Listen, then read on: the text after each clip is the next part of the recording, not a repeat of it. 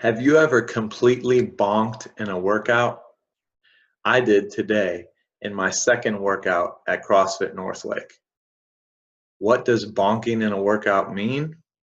I define bonking as a near complete loss of energy, making you completely useless to do anything other than crawl across the finish line. It's this close to quitting. Sorry, JB, for doing that to you today. What causes bonking? I have a few ideas. I'm Dr. John Bartemus, and I'm putting the pieces together to help you live a life at optimal.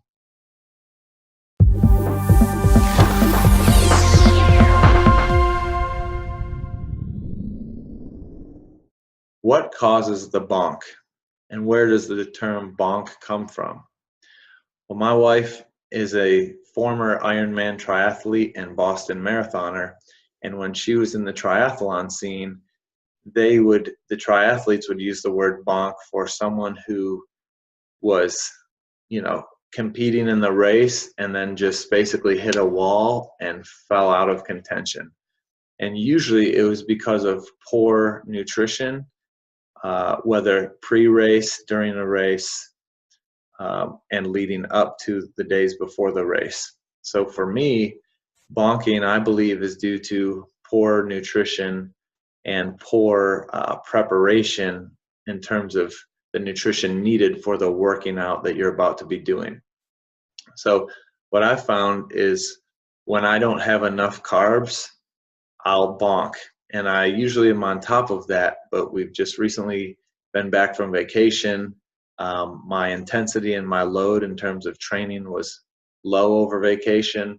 My nutrition intake was lower because I wasn't working out, and I haven't scaled my fueling back up to meet the workout demands that I've had over the last 3 days.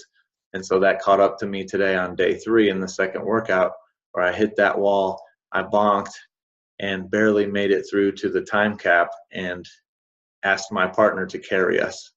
So the carbohydrate load is key to prevent the bonking because the carbs are what you're going to burn quickly and readily and acutely. Once you smoke through your carbs, then you're going to tap into the proteins and the fats. So you want to have good carb provisions in the form of glycogens that are glycogen is stored carbs saved up in your skeletal muscle and your liver. And so what I used to do would be eating a cup of rice in the post-training window after I've had my shake to restore the carbs that I had burned through in that training session. And depending on your load and your intensity, you may want to do 1 cup of rice, white rice, per meal to really help you have the carbs necessary to get through these workouts.